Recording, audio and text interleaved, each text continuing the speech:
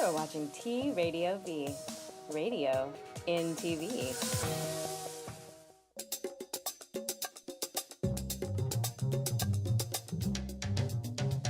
He's absolutely Jason, he's absolutely gay. He'll absolutely brighten up the darkest rainy day. He's funny and loves movies, he's smart and he's a Jew.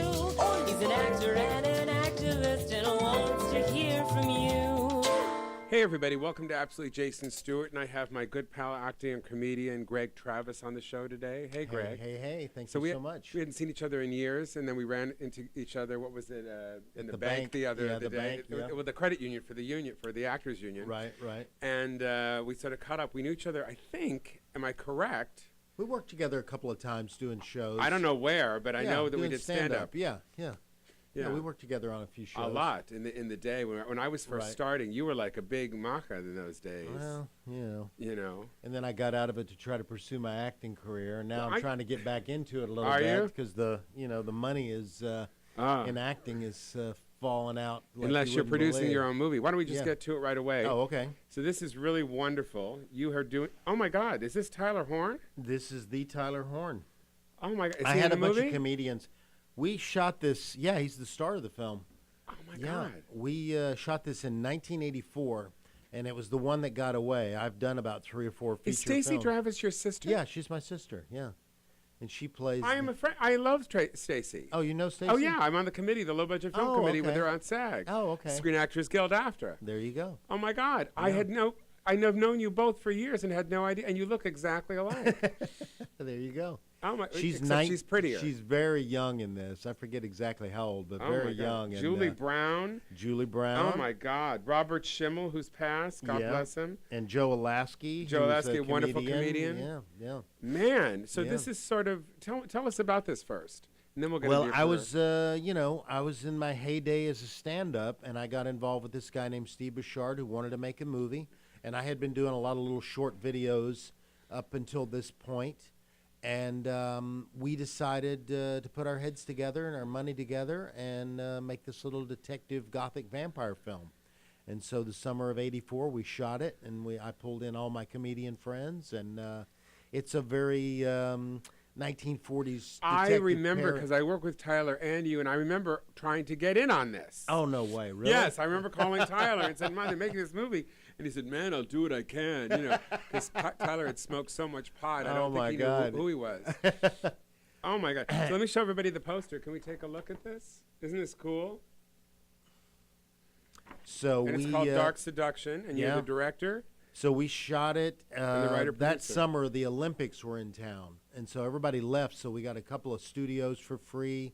And we got a bunch of equipment. And in those days, it was really hard to make a movie. Yeah, it was very hard, and still is hard to make a movie. But not. And we shot it on 16 millimeter, and that was the big. I mean, it looks great, but that was the big problem because every time I would go back and try to finish it, some post-production problem would come up and block me. A big, huge wall would come up. A company would close. Because there was no playback in those days, too, so you couldn't see what you were doing, right? Yeah, and to finish it on film in a lab was a whole other ball of wax. I had no idea what I was getting into. I ended up transferring the negative over to digital. Mm-hmm. And then you were able to deal with it. Yeah. So it's opening. It's opening April 1st at midnight, and we're having a huge world premiere at the New Art Theater on Santa Monica Boulevard. That's here in Los Angeles for you guys. 11272 Santa Monica Boulevard. The Newark. Everybody knows where the Newark is, right off the 405 freeway here in Los Angeles, Santa Monica, and West LA. And it's a really cool theater. It seems like it's going to be a lot of fun. They're going to have a lot of retro comedians, I guess, are going to show up. So you're going to see it. And I'm going to try to get myself to get down there. Oh, yeah, I'm going to really try my hardest. Absolutely. I'll give you a comp. Oh, great. Okay, then I'm in. Yeah, and Tyler's going to be there, so he'll talk my head off, and it'll be great. Yeah, and he'll want me to buy a couple jokes and there was one vampire. Stacey will be there. There was a woman named Katherine Simmons who was the lead tough vampire woman, and I never could find her. I mean, this is 30 years later. Oh, okay. So everybody, if anybody knows a beautiful actress named Katherine Simmons who might have changed her name, might have changed her name, might have remarried, yeah. Is she a Screen Actors She was Guild married member? at the time. I don't think she was not. Because you might be able to look her up that way. Yeah, I don't think she was at the time. She might be now. I don't know. Did you Facebook her and all that? Oh, dude, Yeah. I looked everywhere. Some people have been able to disappear. A private detective, online cyber detective. Really? Yeah, but I couldn't find her. Why? I just wanted to find her you're because worried? she was such. No, not that I was worried. I mean, if she's passed, she's passed. There's nothing you can do about it. But just, I came so close to so many women that looked exactly like her with the same name. And I was like, wow, this is unusual. And then they would swear up and down that it wasn't them. So that's a movie. And so, it was like so strange. That's so many a story. doppelgangers out there. So let me talk about your career. Oh, I mean, okay. I did a little research. I've known you, of course, forever, but this is what this show is always about for me, Sure. is asking questions that you never get to really ask when you meet someone and who you work with. You don't want to be a fan, but I got to tell you, I am a fan. I mean, somebody today on Facebook just added me and asked from Australia this character actor, and I think we got to stick together. We are sort of a dying breed in the sense that, like you're saying, we can't make the money that we used to make. Right. So that's why I do a show like this. I do my web series. I do movies, Sure. TV. I do stand-up. Sure. And I'll be at the Purple Room, everybody, again in Palm Springs on the 26th of March this month, and I have Gloria Bigelow is my special guest, and we all know Gloria from Last Comic Standing. So please come out if you're in Palm Springs visiting, and you'll get to meet my mom. I think she's coming again. Gloria will be there. She went to Ross and got something really nice, so she's coming. But look at this career. I mean, look at the things. Now, you were in a group of comedians. You did one of the Dangerfield specials, am I correct? Right. Yeah. Who was on the show with you? Dangerfield. This is Rodney Dangerfield. John Fox. Oh, man. And, oh, boy. I don't remember who. But you were in was it. Those before, were the specials that Rodney Dangerfield would do. Yeah, Rodney Dangerfield. I did a Showtime special. And then before that, I did all of those talk shows. I got started very early. I was very young, and then I hit like a little show 6 months into it. I only had like 15 minutes of material, and it set my career path. I was doing the Merv Grit. It was called America's Search for Tomorrow's Stars. It was me and Bobby Kelton. Oh. It was on a Saturday night, primetime network, show, and there was 2 comics, 2 singers. It was like a precursor to America's Search, America's Got Star Talent. Search. Or America's Got Talent. Star Search. Or Star Search, yeah. Right. I did Star Search. Yeah, it was a precursor to that. I just had Wendy Lieben on last week, and she did America's Got Talent just recently. Yeah. It's a really? nice little boost for her career. Oh, okay. So you did this show. You did So Merv. I did the show, and that set me off on Merv and Dinah Shore and all those like 70s talk shows. You did Dinah's I Place? did Dinah's Place. And, oh, wow. Yeah, I did her. She really liked me. I did her show 5 times. Wow.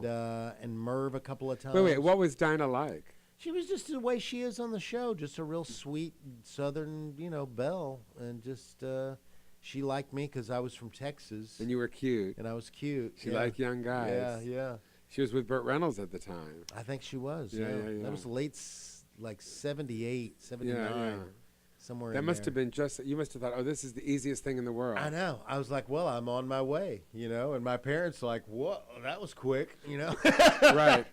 But then the harsh reality of the road set in, and I started doing middle acts everywhere, and That's how I started. Get out there on the road, and then that eventually led me to headlining and. Because I think I opened for you a couple times, or middled for you probably, on the road in the 80s. Right, and then it was the grind, and then from like there all through the 80s, headlining all these different comedy clubs. I mean, it was People don't realize it's when you're younger, in your 20s and 30s, it's great, but by the time you hit your 40s, it's physically exhausting. Oh yeah, man. You can't have a schedule like that, and then also creatively, you get to a point where you want to do more. Right, I think, and that's what I did. I got up until about the mid 90s, and I just got burned out on the road. I'd been doing about 15, 16 years. Straight. Did you teach? No, you never taught. I put a little money together and I got off the road and I moved into a cheaper place, and I just stayed in and I tried to get out on auditions as much as I could. And you became the sheriff in almost everything. We're going to take a break and we're going to come back. We're going to talk about that. We're going to talk about Showgirls. We're going to talk about some of the iconic films that you've been in. Okay. And everybody from David Lynch to Halloween. We'll be right back in just a moment. Please stay with us. Greg Travis, comedian and actor, and don't change that channel. Oh, wait, we don't have a channel.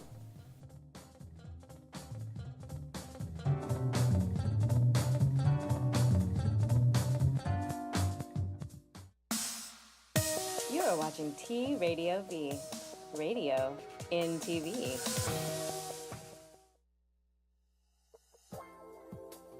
I'm Laura Samoza. I'm Sterling Gardner. And we are Between the Sheets every Monday here, 3 p.m., tradiov.com. T Radio V.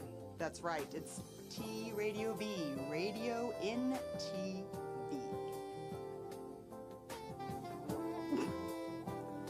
What is that face? She wants to see our hands. That's radio in TV.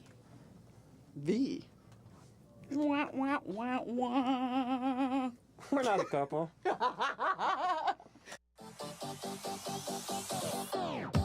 Hi kids, Billy and Francesca here for my brand new show at T Radio V, Advice from an Idiot, every Thursday from 7 to 8 p.m. Pacific time. So please call in and get some advice from someone who knows absolutely nothing about everything.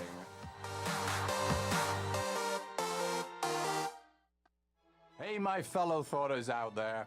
I'm Charles Shaughnessy. Check out my new show, Here's a Thought, with Charles Shaughnessy, August the 7th, 3 p.m. PST, right here on T Radio V. Now, you know I have a lot to say, but I want to hear what you have to say. So tune in, grab your phones, call me, tweet me, email me in the studio, and let's get this conversation going. Here's a Thought, starting August the 7th, 3 p.m. PST, right here on T Radio V. That's radio in TV.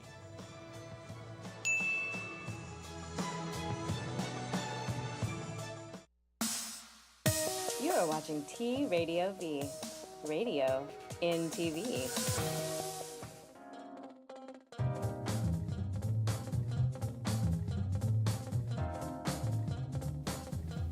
And we're back. Absolutely Jason Stuart here with Greg Travis, actor and comedian. We're Absolutely talking Greg Travis. Yes. You know why we call the show Absolutely? No, I don't. Because they list them alphabetically. Oh. So I'm going to go back, and I got to say this is something that I'm really interested in, because when you first started, you did this film called The $1 Million Mystery with all these comedians. Oh, yeah. And that was the movie to be in. That was the mad right. world. We thought it was going to be. You know. Yeah, we thought it was going to be. And Richard Fletcher, who did all these like B science fiction films. I think he even might have directed Soylent Green too. Oh my God! Edward G. Robertson, Charlton Heston, Rosalind Catt. No, wait, is that Rosalind Catt? I'm gonna make a stew out of this. Yeah. Yeah. And but he really wasn't the right comedy guy. I mean, he was old then, and he was telling a lot of stories. Pam Madison was in it, and we had very funny people in it. But the director was not. I rewrote my whole part. I heard a lot of people did. With the actor I was working with, and Peter Patowski. Oh, yeah. Funny guy. So he played this crazy guy. We were like two construction workers out at a toxic waste dump. And so I just made him like he was nuts, and he did all this crazy Jerry Lewis type stuff. And the director loved it and left it in the movie. But it was like, when I got in, I just like rewrote the whole scene. Now, True Identity, tell me about that. Was Identity. That a Clint Eastwood film? No, that was like a comedy with... somebody big. Was a guy who played a bunch of different characters, a British comedian. Yes. He was a British black comic. And, oh, God, I'm spacing out on the name. It doesn't matter, no. Because in 81... this was a year, or rather 91 was a year for you, and then which moved you into doing Showgirls, because a lot of things were happening. Right. I actually got off the road and stayed in town for about a year before I got Showgirls, but that allowed me to sort of build up and, establish myself in town again. Now, did that show, when you did that film, certainly there was so much... Oh, there was so much hype about it, and then... It was mixed reviewed, and everybody. Either you liked it or you hated it, and everybody was very passionate about how they felt about it one way or another. Elizabeth Berkley, I remember. Yeah. I was at Howard Fine's actor studio. I was studying with him. It's a very famous acting coach here in Los Angeles. And I say to one of the actors, "Oh my God, that's Elizabeth Berkley from Showgirls." And then she screams, "Hey, Jason!" And I did not know that I had known her and worked with her in Roy London's class years before. That's how self-involved I am. You know. My very first Roy London class, Sharon Stone was in the class. Mine too. And I said something to her after she did a scene, and she told on me and said, "He's trying to direct me." And I was just some little minor thing about a prop she was working with. And I don't know what it was, some little note I gave her. And so she got all pissy with me and told she was a real risk him taker behind my back. She was a real I risk was taker. trying to direct her. But wasn't she a real risk taker in class? You know, I just remember that one or two times. I don't know. Oh, I remember just really going for it, always. Yeah. Gary Shandling was in the class when Right. My sister was in that class, too, and so was Julie Brown. Maybe that's where I met your sister. Julie Brown was in there, I think. You know, I just did it a couple of times. I wasn't really... Oh, you were really... I wasn't there really for into years. But I liked... I took with Clu Gulager, who was a very film guy. He's in Tangerine. Oh, he is? Yeah. Oh, okay. Yeah. Oh, okay. And his son has become a director. Yeah, John. Yeah. And he's also in Tangerine. Oh, okay. Yeah, both of them are. Well, there was a school that I went to, a film school, and he taught at that film school when I first came out here. Yeah, Sherwood Oaks Experimental College, So tell me about Showgirls and what happened to your career from that. Well, I actually got me in a lot of doors, and having the co-starring role in it. All the casting directors wanted to meet me, but they would all ask me, "Why did you do Showgirls?" And I was like, "Why not?" I was Paul Verhoeven. Nobody knew, and I read the script. I thought the script was okay. I thought they were probably going to make some changes in it and maybe clean it up a little bit. He's a big director. And he didn't change the script one iota. I mean, he might have changed a line or two here and there, but basically it was shot as written. And I guess he did that to protect himself because he could always say, "Oh, it was the script," And so, I got in a lot of casting offices, and everybody wanted to meet me, and that opened quite a few doors to, other casting directors and other films. You got to work with David Lynch in Lost Highway. Yeah, and the same casting director cast me in a David Lynch film. They just brought me up to his house where he was shooting, and he was already shooting some stuff there, and it was like just really dimly lit. They had the fireplace going, and David just basically shook my hand and looked at me and said, "Oh, okay," and that was it. That was the casting, and then I was in it. And I was working with Robert Loggia, and he was beating me up with a pistol. And so that just walk to the house, meet you, no reading, nothing. No reading, nothing. The biggest guys are like that. They just... Had they seen your work in Showgirls? He might have. I'm guessing so. I don't know. But the biggest guys are like that. You don't read with them. You just meet with them. They get the sense of your energy. They get a sense of, like, are you right for this character? Just talking with you. And you talk to them for about, 10 or 15 minutes, and that's it. You either get the part or you don't. It's really weird. It's so funny because when I did Birth of a Nation, I don't know if you know if I'm in that. Yeah. When I got the part, I meant to go meet with Nate Parker, the director and the star of the film, a couple days before they started shooting. So I'm meeting at his house in Savannah, and I walk in, and I thought we were going to rehearse. Mm-hmm. He just talked to me. Yeah. And I'm thinking, oh, God, well, now I'm going to lose this part because they're going to see that I'm not a plantation owner in 1831, because it's so different. I'm always thinking that, people want us to be beers, not actors. Yeah. Yeah. I think, and I did that on my film Midlife, where it embarrasses me to have them read because I'm an actor myself, and it's like a little bit of a, I don't know, there's something about reading for a part that's kind of embarrassing, It's like if you've got a long resume and you've done, 20, 30 things, I can get a real good sense of, who you are and what you'll bring to the table just by talking to you. And your look is a big thing, and just, your presence, I think so, too. I never, when I cast my web series Mentor, I never read anybody. Yeah. I don't believe in it. I don't either. I don't like it because if you live unless in it's something for a very specific role that you can't find, that you're really looking for, that's a very specific character or something, then yeah, I can understand that, where you would want to try to read something like if it's a science fiction thing and you need a guy to talk out his ear and, you know. Well, I say, hey, do it. Show me that accent. Yeah. Or show me that thing. Or how would you move? Or, Right. You know, I would just say, let's play. I Right. would never, you know, this idea that we're putting people on tape and it has to be perfect and, you know, and there's no creativity and all of a sudden there's just this. Or when you get the wrong direction from a casting director, Oh, which yeah. drives me crazy. That's why I like doing it at my house. You know, I'd rather do it that way and direct myself. Yeah. Because they'll come in and, you know, they have something in their mind that they think that is right. But Or they're so completely busy and you know, they got their attention and focus on other things that Right. it's hard to be in the room with them. Yeah. Because there's so much going on. Right. Or there's nothing going on. Right. Or if you question their direction or if you want to talk about it or anything, sometimes they get bent out of shape about that. Yeah, let's just do it and get in Yeah. again. I've walked into a room, an audition for something, and we're standing there, and they'll start and they'll go, and would you like super salad with that? And I'm going, oh, we started? You know? Oh, I guess we're starting. Yeah. You know, I'm going, oh, okay. Yeah. And sometimes I've gone with it and I think, okay, well, Yeah. how can I play this if it's somebody who seems Are to you're like Jerry Lewis, are we starting now? Is this the thing with the deal? So David Lynch was great to work with, huh? Yeah, he was really cool. He's doing Twin Peaks now. Yeah. For Showtime. I know. I'd love to get in on that, but I don't know. Did you contact him? I don't know anything about it. I tried to find out about it, but they're very mysterious. They're very like he mysterious. is, yeah. Yeah. Well, you got to show up and go, hey. I know. Am I right again? I know.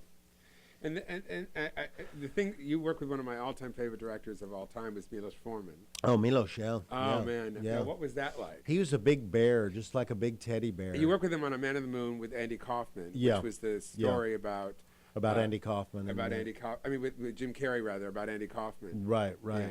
And Carrey was always in character. You had to be. People Whatever- say that, but And different characters that Andy was going through. yeah. So whatever character Andy was doing, Jim was in that character and you locked cannot in. blame him. No. People think, oh, that's very, egotistical of an actor. And most of the No, time no, it's no. fear. It's because it's so hard to come in and out of it. Yeah. People don't realize. And it's very, very specific. Once you get that voice and that little, timing, you want to try to keep it, because you're all day you're doing takes. And you don't know when you're going to start and when you're going to be ready. Yeah. And people at home, what I always say is that as an actor, you always have to have your motor running. Yeah. You never can put yourself in park. And they say, oh, you're just sitting around. You're not really. Because Right. you got to be ready to turn on a dime when they're ready, when it's lit. It's never about us. It's about them. Right. And also to be in the moment. A lot of times sitting around in a trailer and, being out of the thing and then dragged back into it at the dissipates last the energy. minute. Yeah, you lose your energy. I stay around the set. You lose your energy for what's going on in that reality, Well, I always like to be coming from some place and going to someplace. I always want to know what's happening within the story. Right. But we're going to take a break. We're going to be right back here with Greg Travis, and we're going to show some clips of your work. Oh, We'll wow. be back in just a second. Please stay with us on Absolutely Jason Stewart.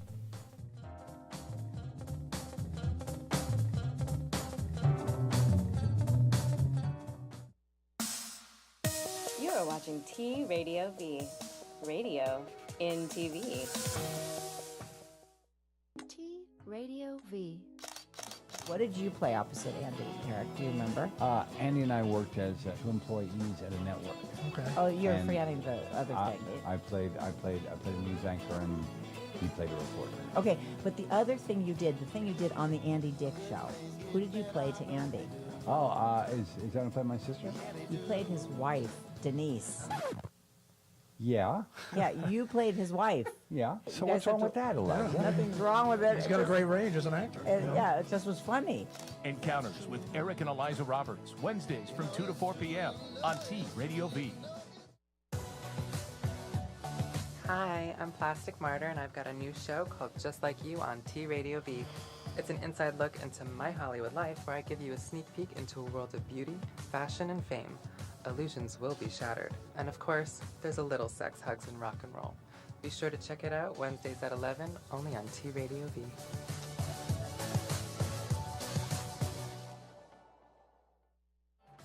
T Radio V. Hello for us. Hi, guys. My name is Steve Renazizi. My name is Mary Elizabeth Ellis. My name is Katie Hazelton. You're watching TV on the radio, but you're not watching it, you're listening to it, because radio on TV. Hi, T Radio V. Keep that radio going inside that television set. I love T Radio V. Trust her. T Radio V. Radio in TV. Radio in TV. Hi, I'm Bob Nalbandian, and be sure to watch my show Inside Metal, which airs live every Tuesday from 3 to 4 p.m. Pacific Standard Time, right here on T Radio V. I'm going to be bringing in the greatest heavy metal artists live right here in the studio. Once again, every week at 3 p.m. Pacific Standard Time, every Tuesday, right here at tradiov.com, Radio in TV. You are watching T Radio V. Radio in TV.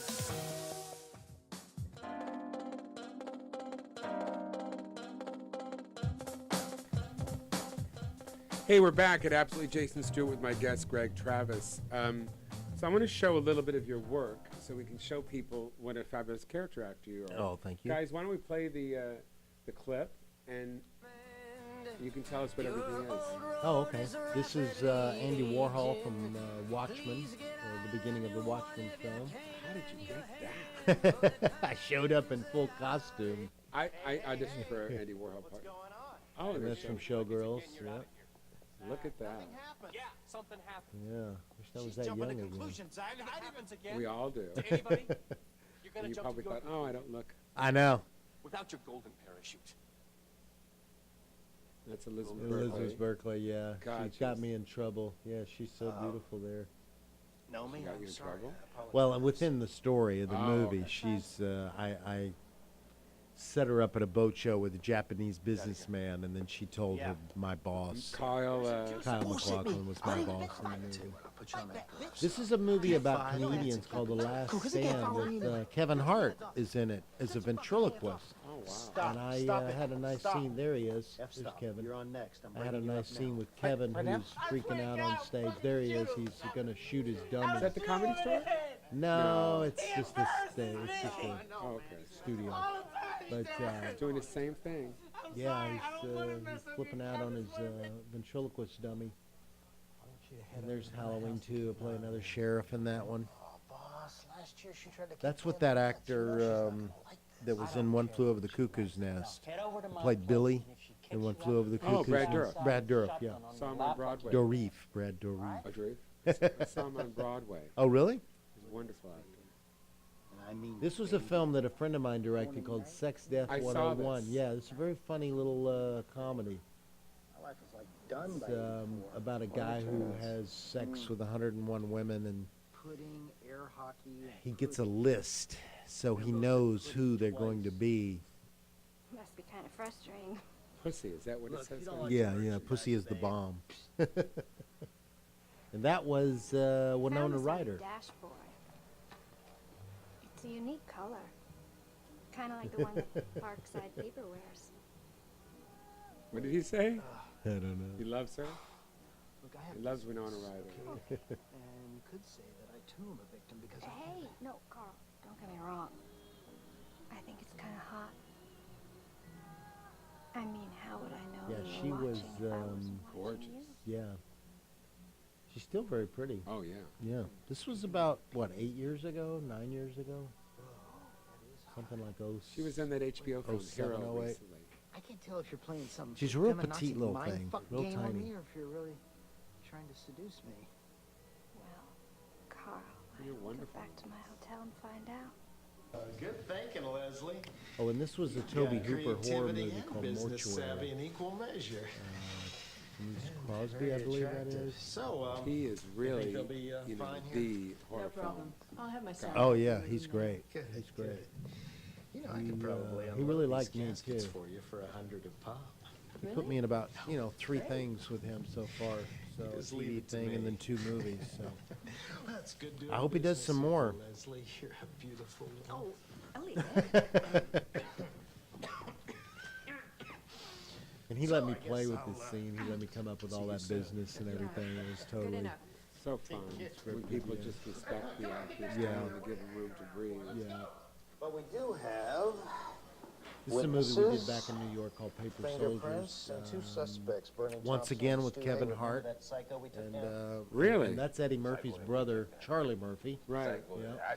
And we play a couple of cops. And, yeah. It's a great. It was a fun little film. Why don't we pay Will's baby brother Bertie a little visit? Have a Like an little exploitation about a bunch of guys doing B&E, which is breaking and entering. You know, Kevin Hart plays a thief. Wait for what, man? I want to catch these in guys. and out of trouble with the law. You know, this is like an early film. He's got to be older than people think he is. Maybe so. I don't know. And there's James Caan, a movie called Poodle Springs that we did in Palm Springs. I said let's go. What was he like to him?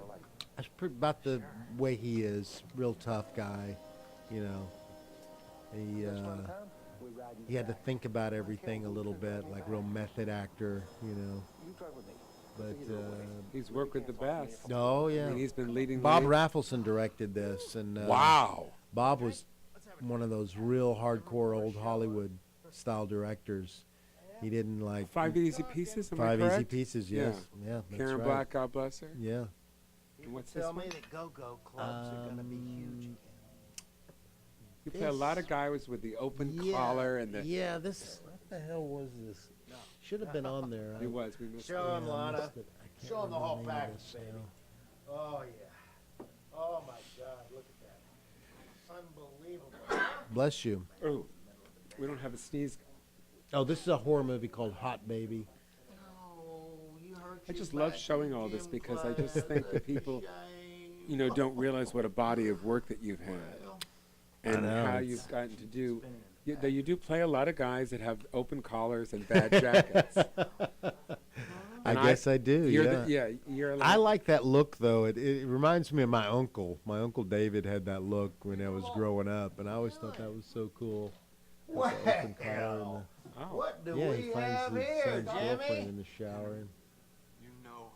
This was another movie that I thought was going to be big, Night of the Living Dead 3D, and it actually got a pretty big theatrical release with Sid Haig, and I play a pot farmer, and the farm is attacked by all these zombies, and so we're I'm stuck actually in the dating house. a pot farmer. You're dating a pot farmer? Yeah. Really? It's a guy. Yeah. I can't smoke anymore. Oh, I don't. He doesn't smoke. Oh, he doesn't? No. Oh, okay. Hardly at all. Yeah, like the pot now is so strong that it just like puts me into another dimension. Well, this is just such a body of work, and I've known you for years, and I kept doing research and reading about the people you got to work with, and so impressed. What do you think is the thing that makes you castable to people? What do you think that is about you? I just try to be as professional as possible and show up, and No, do but for it. the casting, for the process of getting it, what do you do for those of the Well, actors that are you listening? have to make a strong choice on whatever the character is and try to give them something that's close to what they want, and also, maybe a little different from what they want, you know? And that's just a lot of guesswork. And it's a lot of like. That's what I feel like a lot of times. It's. I no longer even try to guess anymore. What I try to do is just think. Number one, what is it? What are we doing? What show is it? Know what you're doing. Yeah. Number two, know the style of the show. Right. Because if you're like doing, Mad Men when the show is more David Lynch, you're wrong. Right. It used to be when we were a kid, there were cop and doctor shows and lawyer shows were all the same, and sitcoms. That was it. Right. So there was two kinds of acting. Right. And now there's there's even different sitcom acting. Oh, there's 36 different kinds of shows. Yeah, yeah. You're not going to do there's Modern one Family. camera and the same way you would do Nurse Jackie. Right. Exactly. Exactly. And you have to know that as an know actor. what kind of show you're going in on, and have a little bit of background on the director and the casting director you're going to be reading for. Know their work, and just so come in easy really now. well prepared. Come in prepared and with some choices, and even if they throw you off and those aren't the choices they make, at least you come in with something that is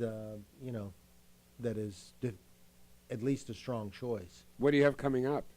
You said you have a film that's coming out I've soon. got a film right now that's just out on some kind of cable channel called Dug Up, which is a pretty funny zombie comedy. And then, of course, my movie Midlife is on iTunes. And, I got to tell you, I saw it. Oh, you did? Yes. When you sent it out, it was just wonderful. Oh, thank you. I was really impressed. Thank you. I mean, and it's certainly what you're going through now. Yeah. In a sense, because I feel like I am. I never really thought of myself as an older person. Not that I thought that I was going to die, but I think, that I was going to die young. But who are we at this age? Yeah, it's sort of the rediscovery of yourself, and what your life has been like, and what the meaning has up until this particular point in your life. What does it all mean?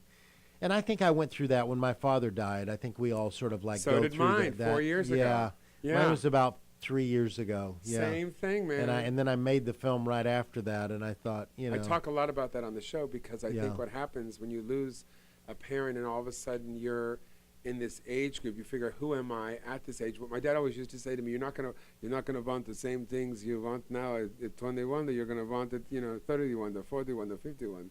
He used to say that to me all the time. You're not going to be the same person and have the same wants and needs. That's true. We're going to take a break, and we're going to kind of come back, and we're going to talk about your comedy career. Okay. And what's happening with that, and remind people to go see Dark Seduction April 1st at the New Art. Don't forget. Get your tickets now. Yeah. We'll be right back in just a minute on Absolutely Jason Stewart with Greg Travis. Stay with us. Big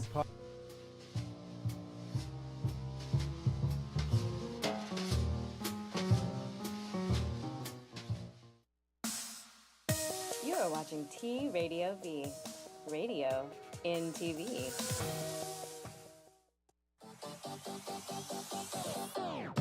Hi kids, Billy and Francesca here for my brand new show at T Radio V, Advice from an Idiot, every Thursday from 7 to 8 p.m. Pacific Time. So please call in and get some advice from someone who knows absolutely nothing about everything. I'm Zoe Williams. And I'm Dr. Mark Goulston. I'm Jeff Brown. And we make up the Zoe What Morning Show. You can find us here on TRadiov.com every Monday at 11 a.m. Pacific Standard Time. I make you think. He makes you laugh, and if I get a chance, I'll help you change. Or make you cry with his attempts at humor. Radio in TV. Can you relate? We'll make it happen. Look at Jeff. What you doing? Were you mumbling to yourself? Hey, back there mumbling. To them. To them. Yo, what's up? This your boy Kyle Master, and you're checking out T Radio V. T Radio V. T Radio V. Hello, T Radio V. Love you guys. Radio in TV. Radio in TV. Hey geeks, wake up! We've got big news. I'm not gonna mumble this time. Geekscape, the long-running movie video game. Let me do one more. Hey geeks, we got big news! Geekscape, your favorite show about movies, video games, comics, and TV, is coming to T Radio V Monday, October 6th. And it'll be on every Monday from then on, 7 p.m. Until the apocalypse happens, we're all eaten by zombies.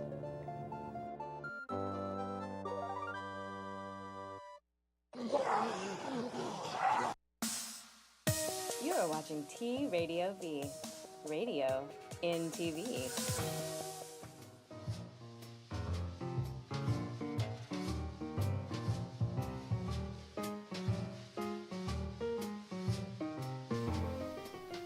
Hey, we're back. Absolutely Jason Stewart here with Greg Travis. We're talking TV. What are you watching now? I'm obsessed with The Walking Dead. Obsessed. A little bit of Walking Dead. I try to keep up with the current episodes, so I know what's going on. And I like to watch a lot of movies. When I watch television, I like to catch a good movie, whether it's an old movie on TMC or, just something that I haven't seen before, and I've seen just about everything. Have you? Oh, me too. Oh yeah, I'm a huge movie buff. I've Me seen too. all the 60s, 70s, 80s. What is your one of your favorite films? What are your go-to films? One of my favorite films, I like Thomas Crown Affair with Steve McQueen. Oh God, yeah. And what's her name? Faye Dunaway. Faye Dunaway. I worked with her once on a I movie. love the look of that film. They're redoing it again. I know. Can you believe it? And then didn't I hear something where they're going to do another Indiana Jones with Yeah. Spielberg and Harrison Ford. Number 73. It's going to be in a wheelchair. They're going to push him down the street. know. And Callista Fockhart's going to jump in on it. I think they should just do the reboot by now. Get a young guy to play Indiana Jones. and I start do doing like the idea of reboot. older people working as I get older. He was okay in Star Wars. You saw. The I new didn't see Star- it. Oh, you didn't see? Can you the new believe it? Star I meant Wars? to go see it. Wow. Yeah, he was good. He was Carrie good. Fisher was funny in it? No. No, I wouldn't say funny. She was the queen of her, the She king was, of the... yeah, she was okay. She was like corporate.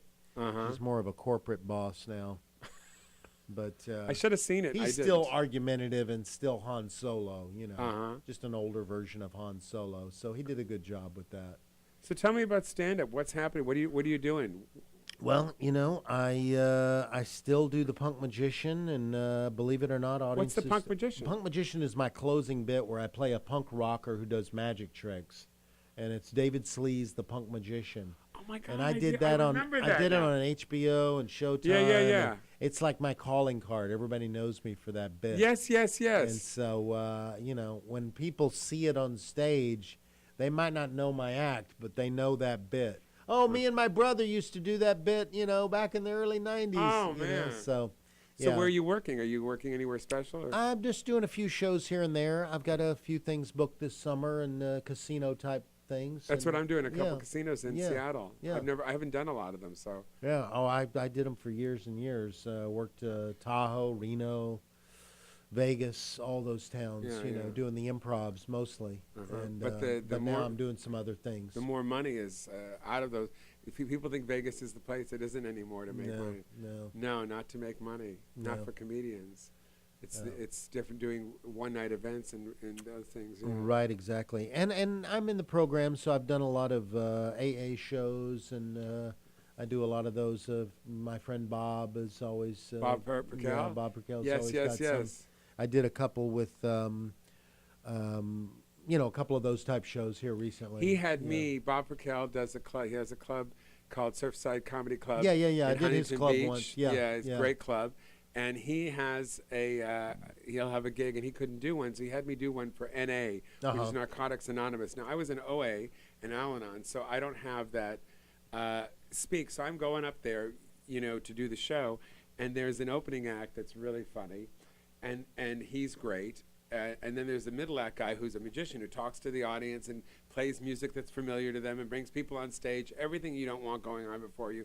And then you got the funny gay guy, the Jewish guy. The audience looks like the cast of Lock Up. And I'm with this young girl who I mentor, Ashley, who wrote the song. You brought her on stage? No, I brought her with me. She Oh, came with me okay. to the gig. And I'm saying, honey, you're going to watch me bomb here. She says, you never bomb. I said, this is going to be terrible. This is going to be the worst car crash you've ever seen. And I just went up there and I was mean as all hell, and I killed. And it taught me something. Uh-huh. You know, it was around 5 years ago, and it taught me, you know, it sort of ended the fear completely about good, anything. good. The fear is done. Good. You know, for stand-up, where I had it for so long. The worst is daytime shows where you'll go to one of these like program places, like a house or something, and do a lunch show. Uh-huh. Bob has dragged me to some of those before, and I get mean at those. I just, you know, I really am an irritable. Comedy is not a thing to do during the day. it's not a daytime activity. Not it at really all. is not. But No. sometimes you have to do it. I remember back in the day, I used to do those corporate lunches where I'd drive downtown and I'd be in a lawyer's office in like a board meeting doing like a lunch show. And they're paying me some outrageous amount of money to be there, you know, like $2,000 for 20 minutes. Uh-huh. You know, I'm just like, well, of course I'm going to go pick up that check. Are you crazy? Exactly. You know, but it would just be horrible. They would all be just like sitting there like lumps on a log. Nobody's laughing. And I'm behind like one of those little podiums, you know. What's your best experience as a comic? The one that you just remember that just sort of that you hold close to your heart. The best and the worst was opening for Cher. I did a Wow. tour with Cher one time of amphitheaters all over the back east. Wow. And up the East Coast. Did you hang with her at And all? Or? A little bit. She's pretty aloof, but a little bit. She liked me. And at one point I got booed off stage because they were 45 minutes late and they threw me out there without an introduction. And so that was like a low point. And then another point I got a standing ovation. And, you know, it was just up and down all around. You just never know. Because they wanted to see Cher. Oh, yeah. And so you're there to do a warm-up. And if the introduction is not exactly right, if the whole setup is not right, you can get in real trouble. What was the biggest crowd of people? Oh, we were doing 20,000, 30,000 seat amphitheaters. Oh, man. It was big. And what was it and like? You hear the laughter roll all the way Yeah, I've back done to the that. back of the room and then back again. You It's got the weirdest You got a thing. grandstand. Yeah, and you've got to slow everything down and just really push it out It does there. when you're on stage. You feel like you're in slow motion. Yeah, you go and in you feel slow like motion. you're by yourself on a sound stage, and they're like in another room. Yeah, it's really different. It's really different from clubs. And what was it like to watch her do her show? Oh, I took a bunch of pictures. They ended up using my pictures on her program the next time she went out on tour. Really? They paid me for a bunch of the pictures that I took. Yeah. I bought like one of those big, long 300-millimeter lens cameras. And so What was it like, though, to see her perform, and how did she vary from show to show? She was in her early 50s then, and she was amazing. I mean, she was in really great shape. I think she was like 51 or 52 at the time. And she hardly ever got winded, and she's dancing the whole time. But she was like working out, you know, on the road. She had a trainer. Wow. And, you'd like this. There was the gay bus and the straight bus. So all the dancers and Cher were on the gay bus, and then the band and the comedians and the crew were on the straight bus. So we had these two buses that went everywhere. So she didn't want to be on the straight bus? No, she wanted to be on the gay bus. Take me home. She was mommy to all those guys. Take me home. Oh, God. So I think we're running out of time. Am I correct? We've got a couple minutes 3 here. minutes, We've got yeah. a couple minutes here. So first, tell people again where they can find you. Your website is... Okay, I've got GregTravis.com, but that's not up right now. But I've got GT Film Productions, which is my 3 movies and my production company, which is a new site, GT Film Productions. And that's got my movies, Dark Seduction, so again, Midlife, and people Night Creep. know Yes. that... It will pink it up. Dark Seduction, which is going to be opening April 1st. April 1st. Is it going to be playing just for that one night? This is the world premiere. So if it does really well, they will bring it back. So Exactly. please come and support this. Yeah, we and want to make try sure, to fill it up. Yeah, and Yeah. it's really going to be fun because the film is from the 80s. Yeah. So there's sort of a whole kind of It's 80s kind of 40s, 80s. Yeah, 40s, 80s. So no cell phones. No, just big clunky phones from the 40s. So it's the 80s version of the 40s, which is a lot different than now. It's the 80s version of the 40s. That's exactly right. And if you forget how to get a hold of Greg, just go to jasonstewart.com as usual, STUART. Hit me up, Facebook me, Twitter me, Instagram me, lick me, taste me. This has been an absolute joy to have you on the show. Thank you so much. I really enjoyed it, Jason. I appreciate it. Take care, everybody. Okay. Talk to you next week.